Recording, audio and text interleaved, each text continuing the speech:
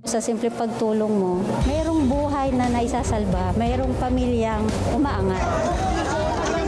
The Senate is now constituted. At ito ang mismong Chinese Coast Guard na napakinggan ni PBBM. 6 na milyong balotang gagamitin. Sa A to Z, kumpleto tayo.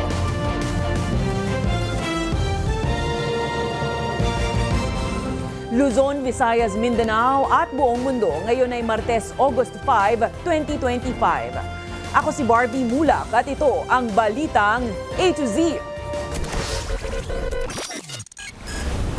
Pamilya ng batang ginahasa at pinatay sa Novaliches, Quezon City, sumisigaw ng hustisya. Strategic partnership ng Pilipinas at India inilunsad sa pulong ni PBBM at Indian Prime Minister Narendra Modi. Progresibong grupo kinalampag ang Supreme Court ukol sa ruling laban sa impeachment case ni VP Sara Duterte. PNP-HPG, tukoy na ang kinaroroonan ng 2 suspect sa Makati shooting incident. Sa balitang showbiz, Bea Alonso, kinumpirma na ang kanyang relasyon sa businessman na si Vincent Ko. At teaser ng Spider-Man Brand New Day, inilabas na. Tom Holland may pa-sneak peek sa kanyang bagong Spidey suit. Magandang gabi, pambungad sa ating newscast. Pasintabi po sa sensitibong balitang ito. Nananawagan ng hustisya ang pamilya ng isang batang pinagsamantalahan at pinaslang ng kanyang mismong kalaro sa Novaliches, Quezon City nito lamang August 2. Nasa kustodiya na ng mga otoridad ang menor de edad na suspect. Ang Balitang A to Z ni Kim Salinas. Sorry kasi nalit si Papa. Pero alam niya ginawa namin lahat. Mahal na mahal ko siya. Ito ang hinagpis ng ama ng 8 taong gulang na anak na pinagsamantalahan at pinatay ng kanyang kalaro sa Novaliches, Quezon City. August 2, naglalaro ang biktima sa kanilang lugar nang umalis muna ang mga magulang para mamalengke. Pero maghahating gabi na, wala pa rin ang bata. Talagang nangalap kami na nangalap ng CCTV. Nireview namin ng nireview. Hanggang sa yun nga, nakita na namin na siya yung huling kasama. Pinuntahan agad namin yun, kasi humingi kami ng assistant dito sa police dito. Pinuntahan nila ang bahay ng batang kalaro pero wala silang nakuhang sagot. Inabot na ng kinabukasan nang maisipan nilang maghanap sa bakanting lote sa kanilang lugar. Inaano ko pa sa utak ko na, hindi, wala dyan yung anak ko. Para bang tinatawag na ako ng anak ko na, nandito ako, parang ganun. Tapos yung pagkakita ko ngayon, dun na.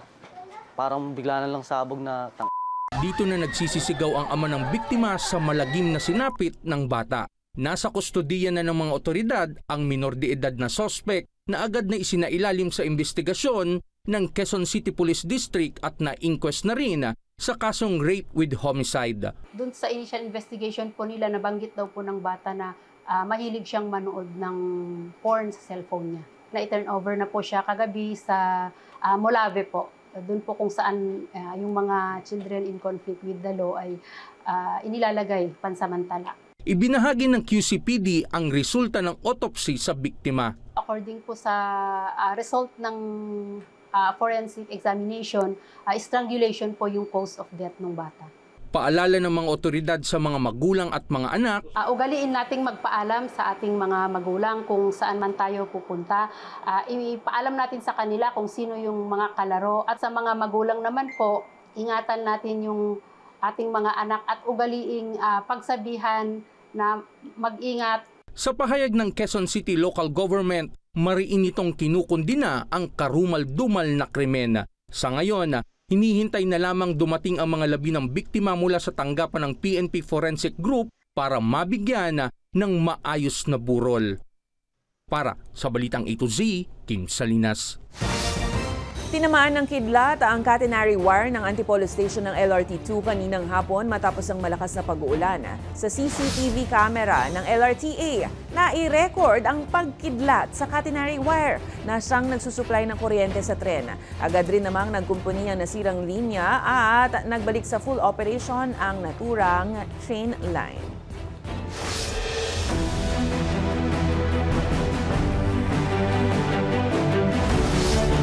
Kinumpirma ni President Ferdinand Marcos Jr. na mas pag-iibayuhin pa ng Pilipinas at India ang relasyon ng dalawang bansa sa tulong ng ilulunsad na Strategic Partnership.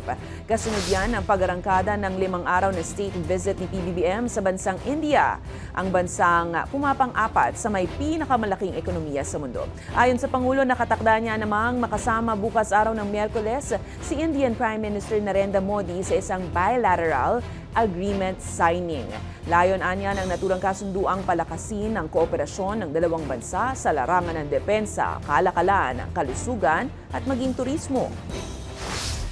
But tomorrow, this relationship is going to receive a major boost, a major upgrade, as the Prime Minister and I inaugurate a strategic partnership between the Philippines and India. This means that from now on, our cooperation will intensify further and become even more impactful in many, many areas that we had not explored with India before.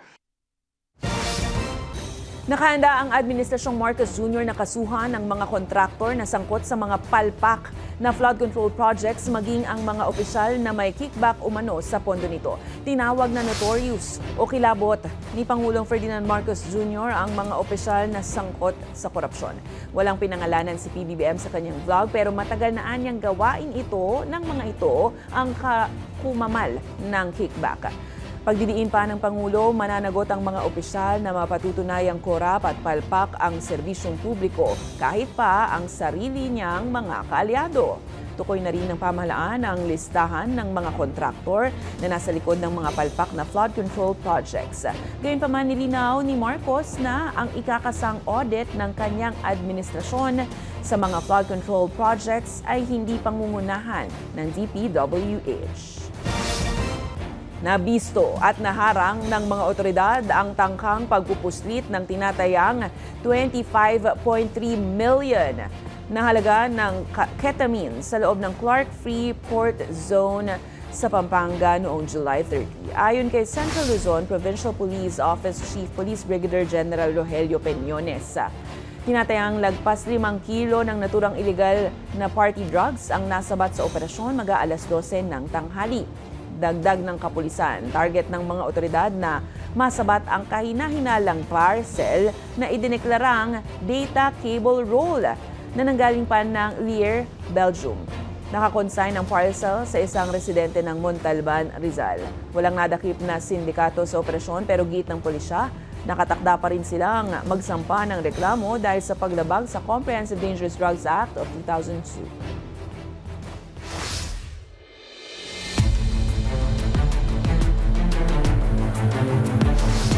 Kinalampag ng mga progresibong grupo ang Supreme Court para hilingin na bawiin nito ang ruling na nagdedeklarang unconstitutional ang impeachment case laban kay Vice President Sara Duterte. Git nila sa mataas na hukuman na panindigan ang tungkuling itaguyod ang hustisya at ang saligang batas. May balitang A to Z si Ace Cruz. Yan ang sigaw ng iba't ibang youth group sa marcha patungong Supreme Court sa Maynila. Gate ng youth groups, pakinggan ng 13 maestrado ang saloobin ng sambayanan na panagutin si Vice President Sara Duterte. Panindigan yung kanilang tungkulin na protektahan yung hustisya, protektahan yung ating saligang batas. Malinawaan nilang pagbali sa konstitusyon ang desisyon ng SC na deklarang unconstitutional ang impeachment case laban sa Vice Presidente. Ito na yung sinasabi natin na kung paanong nagtutulungan itong mga branches of the government not just to protect Duterte but also to protect Marcos and the ruling system. Nagain naman ang sulat ang grupong Taong Bayan ayaw sa Magnanakaw at Abusado Network Alliance o Tama na sa SC. Hiling nila sa mga maestrado na magsagawa ng public oral arguments. Ito ay isang moral at political na issue na dapat lahat ng mamamayan ay nakikisangkot at naririnig ang ating boses. Ayon naman kay Attorney Israelito Torion na siyang kumontra sa impeachment complaints. Yung mga taong hindi naman abogado na meron na mga kahalata naman masyado na biased masyado yung posisyon nila. Kaya nga may Korte Suprema tayo. Ano man ang teknikalidad ay hindi dapat gamiting palusot para ipagsawalang bahala yung mga isyu ng korupsyon. Miyerkules, August 6, magdedesisyon ng Senado sa magiging posisyon ng kapulungan sa ruling, habang inaasahan ding magtitipon ng iba't ibang grupong pro-impeachment sa harap ng Senado. Para sa Balitang A to Z, Ace Cruz. Kaugnay niyan, pinakokomento na ng Supreme Court sina Vice President Sara Duterte at Attorney Israelito Torion ukol sa inihaing motion for reconsideration ng Kamara sa SC dahil sa ruling nito na unconstitutional ang impeachment complaints laban sa bise. May hanggang 10 araw sina Duterte at Torion na sumagot sa utos ng SC makaraang matanggap ito. Habang wala pang tugon ang Korte Suprema sa motion for intervention na inihain din ng ilang mambabatas. Nakaalerto ngayon ang mga ospital ng Department of Health at ilang government-owned and controlled corporation hospitals sa Metro Manila upang tumulong sa pagdagsa ng pasyente sa Philippine General Hospital o PGH sa Maynila. Ayon sa DOH, pansamantalang hindi muna makatatanggap ng mga bagong pasyente ang PGH Emergency Room matapos umabot sa higit 300 ang bilang ng pasyente sa loob lamang ng 3 hanggang 4 na araw. Lagpas yan sa 400% ng kapasidad ng 75 na kama ng ER ng ospital. Ang mga ospital, klinika, ambulansya at doktor ay nag-abiso na dalhin muna ang mga pasyente sa ibang DOH hospital gaya ng East Avenue Medical Center, Rizal Medical Center, Jose Reyes Memorial Medical Center, maaari rin sa Tondo Medical Center, NKTI, Quirino Memorial Medical Center, Philippine Heart Center, gayon din sa San Lazaro Hospital, Philippine Children's, Dr. Jose Fabella Memorial Hospital. Kasama rin sa support network ang mga GOCC hospitals tulad ng Philippine Orthopedic, Philippine Lung Center, National Children's Hospital at Philippine Mental Health Association. Paalala sa publiko na tumawag muna sa DOH Metro Manila Center for Health Development o bago dalhin ng pasyente upang matiyak ang wastong koordinasyon. Aabot ng 900,000 na ang nagparehistro simula ng buksan ng Commission on Elections ang voter registration para sa barangay at sangguniang kabataan elections. Sa tala ng COMELEC, pinakamarami ang nagparehistro sa Calabarzon at Metro Manila. Noong Biyernes nagsimula ang 10 araw na voter registration para sa BSKE. Yan ay bagamat napipintong lagdaan ni Pangulong Ferdinand Marcos Jr. ang batas na magpapaliban sa naturang halalan sa Disyembre. Hinihikayat pa rin ng COMELEC ang lahat na magparehistro.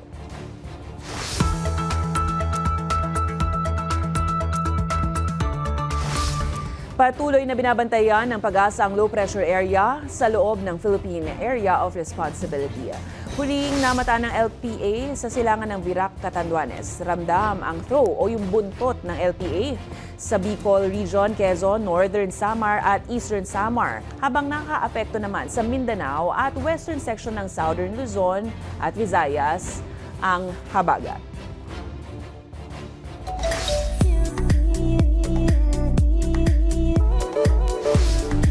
It's confirmed!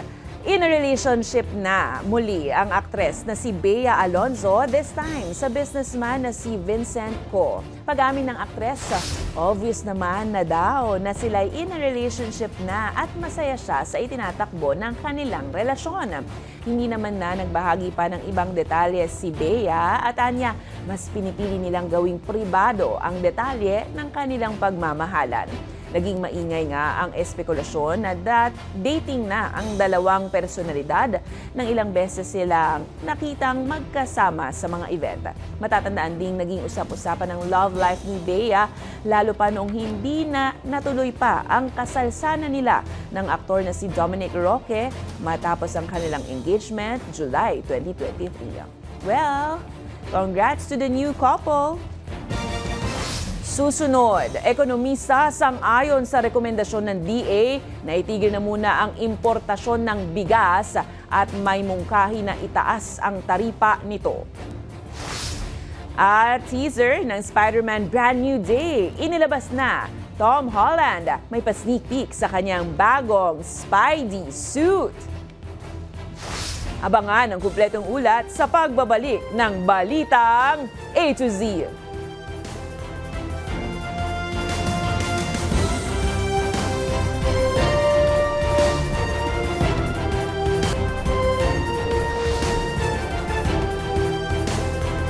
Natukoy na ng Philippine National Police ang mga suspect sa pamamaril sa intelligence officer sa Makati City.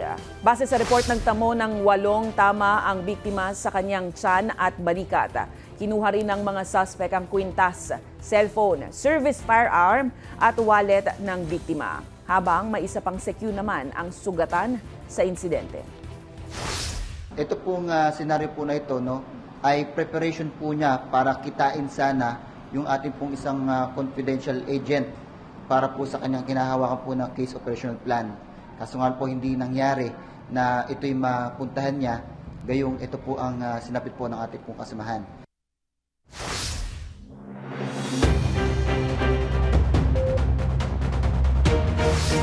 Pabor ang isang ekonomista sa panukala ng Department of Agriculture na ihinto muna ang importasyon ng bigas bilang daan sa papalapit na anihan season.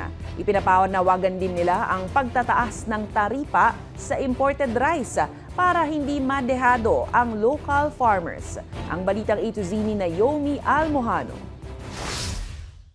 Napapanahon na para sa isang ekonomista ang rekomendasyon ng Department of Agriculture na itigil muna ang importasyon ng bigas lalo na't papalapit na ang anihan season. Kailangan aniyang maubos muna ang supply ng bigas sa mga warehouse bago maibenta ang bagong ani. Ang inflation natin bumagal na to the lowest in almost 6 years. Siguro may mga iba pang naiwan na bigas na old stock na mahal yung pagkabili. Kaya aniya, win-win situation ito dahil para sa mga magsasaka, maibebenta ang kanilang ani. At para naman sa mga consumer, hindi kamahalan ang kanilang mabibiling bigas. It's a delicate balancing act na mapababa yung inflation, yung presyo ng bigas, while at the same time, dapat hindi rin nalulugi yung mga magsasaka.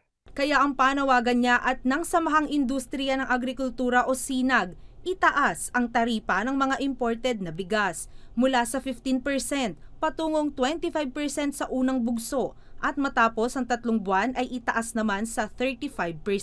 Pinakita nga natin na yung mga magsasaka lugi ng 18,000 per hectare dahil bumaba doon sa presyo ng below na puunan nila. Sa ilang bigasan, partikular na sa Pasig City, mababa na ang presyo ng bigas. Mas mababa po ngayon ang presyo, hindi po katulad dati.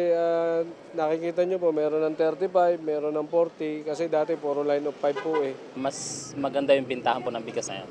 Samantala, naniniwala rin si Rica Fort na mas mapabubuti ang pamumuhay ng mga magsasaka kung maa-upgrade ang kanilang teknolohiya at mabibigyan din ng suporta sa bentahan. Para sa Balitang A to Z, Naomi Almohano. Nais ni Senate Deputy Minority Leader Riza Ontiveros na bawiin ng Kamara ang kapangyarihan ng Pangulo na palitan ang taripa para sa bigas. Binigyang diin ni Ontiveros ang ilan sa mga negatibong epekto ng Executive Order 62 na anyay dahilan ng mas pinapabang taripa sa bigas. Dagdag ng senadora, nakababahala kung hindi maitatama ang naturang EO dahil magre-resulta ito ng kakaunting magsasakang nais magtanim ng bigas sa Oktubre. Inalala rin ni Ontiveros ang mga magsasaka ng Mindoro at iba pang probinsya na nagsumbong sa senador dahil sa kakarampot na kita sa kanilang ani. Panawagan ko sa Kongreso, magkaisa tayo. Ibalik natin ang proteksyon sa ating mga magsasaka. Suportahan naman natin ang mga magsasakang nagpapakain sa ating bansa.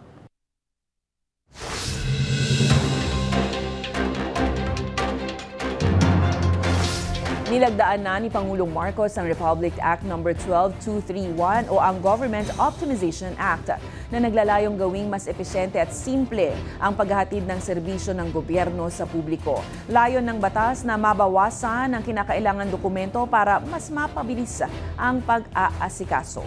Samantala, bumagal ang naitalang inflation rate sa bansa noong Hulyo. Ayon sa PSA, pumalo sa 0.9% ang inflation rate na pinakamabagal na naitalang inflation sa ngayon.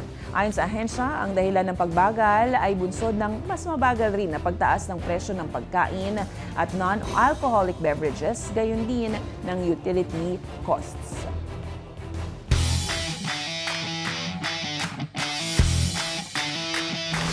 Umatras na sa paglalaro sa ATP Cincinnati Masters si tennis star player Novak Djokovic. Naglabas ng kumpirmasyon ng organisasyon pero wala nang inilabas pang karagdagang detalye.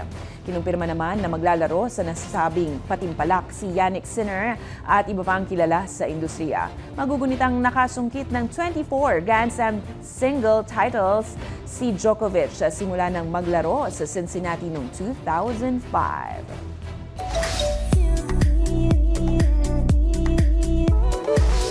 It's a brand new day for your friendly neighborhood Spider-Man. Handa nang magbalik ang web-slinging superhero na si Peter Parker. Nagagampanan muli ni Tom Holland sa bago nitong edisyon na Spider-Man Brand New Day. Na-excite ang Marvel fans nang ilabas nitong Sabado ang teaser ng papalapit na pelikula. Sa una, makikita si Holland na nagwa-warm up bago pumasok sa film set, hudyat ng pagsisimula ng filming ng pelikula. Tampok din ang pinakabagong Spider-Man suit na may mas pinalaking spider logo at mas matingkad na kulay ng asul at pula, ang trademark ni Spidey. Sa huli, maririnig din si Holland na sinasabing, "We ready?" na lalong nagpataas ng excitement ng fans. Abangers na rin ng fans sa new kilig at action films ni Holland. Kasama ang kanyang one true love na si MJ, nagagampanan pa rin ng kanyang real-life partner na si Zendaya. At ang best friend niyang si Ned, nagagampanan naman ni Jacob Batalon.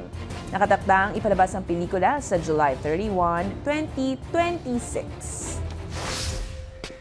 We ready?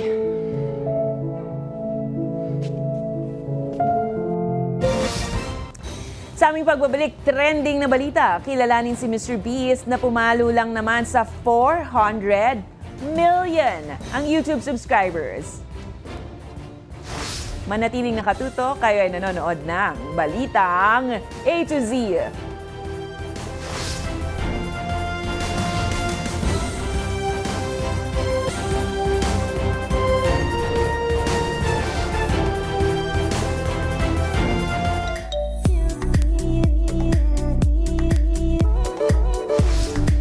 Umatras na ang Miss Denmark organization sa Miss Universe 2025 pageant sa kabila ng pagkapanalo ng kanilang pambato at reigning Miss Universe Victoria Thelvig.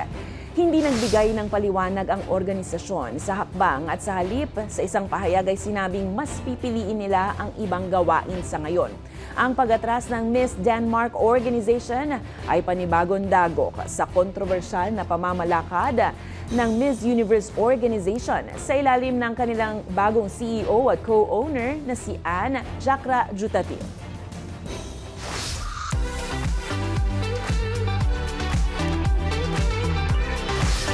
Mga ka-A to Z subscriber ba kayo nito? Pumalo na po sa tumataginting na 400 million ang subscribers ng YouTube star na si Jimmy Donaldson o mas kilala bilang Mr. Beast. Sa kanyang IG post, proud na ibinida ni Mr. Beast ang kanyang milestone kasama ang kanyang mga na-achieve na YouTube play buttons. Dahil mula sa 100,000 ay pumalo na nga ito ngayon sa 400 million subscribers.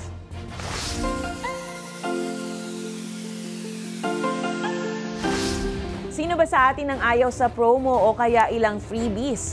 Pinoy pa ba ang aatras dyan? Gaya na lang ng avid customer na ito na nagdala ng LPG sa loob ng isang fast food chain para lang sa inaasam-asam na libreng food. Ano ba yan? Panoorin.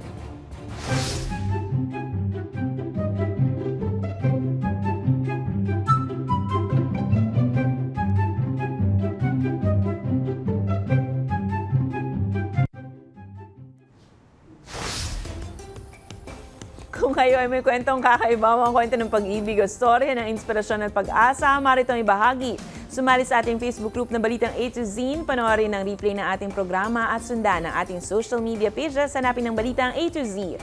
Ang ating quote of the night ay mula sa Executive Director ng Prevent Child Abuse Utah na si Lorianne Thorpe. Naniniwala siya na ang pag-iingat ay ang susi sa pagwawakas sa pang-aabuso sa mga kabataan. At yan po ang mga balita at impormasyon, mga kwentong may dalang inspirasyon na tinutukan ng balitang A to Z. Ako po si Barbie Mulak. Maging maalam, makialam. Magandang gabi sa iyo, Pilipinas.